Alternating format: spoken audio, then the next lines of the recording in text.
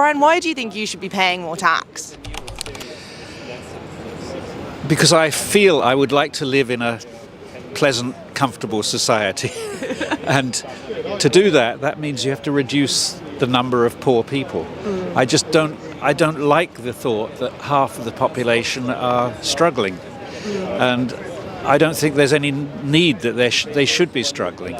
There are plenty of people that are quite well off like me who would be happy to share their money a little bit more than they do. And for you, if you were to be taxed on what you guys are asking for, which is 2% over 10 million, how would that impact your life? What are the things that you might not be able to do having been taxed at that rate? I wouldn't even qualify for that tax, to be honest.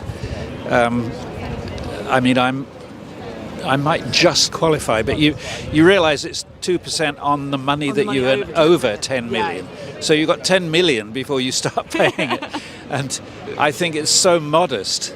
I mean, I've agitated within this movement to say, why don't we make it 5% or 10% or something like that? What about those? What's your message to? Because we hear a lot about those millionaires or billionaires. You know, people like Elon Musk who obviously don't think the same way you do and think that they should, be allowed to accumulate their wealth into the billions and billions of pounds. What would your message be for those people? It's obvious to me that there's a feedback loop involved in wealth, which to say if you get a little bit rich, you are very likely to get richer. It works the other way around with poverty. If you get poor, you're very likely to get poorer. So those things are not self-correcting. It doesn't work. There's not the trickle-down theory that people used to believe in the 70s and 80s, that it's good for people to get rich because that money gradually gets dispersed among poorer people, so it helps them.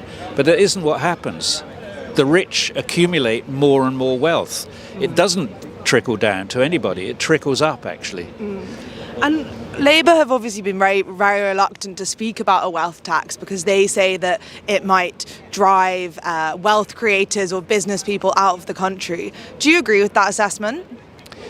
I don't think that's true. I think some people will leave because there are some people who are mean-minded to the extent that they would rather go and live in some shithole country than pay an extra few £1,000 a year rent.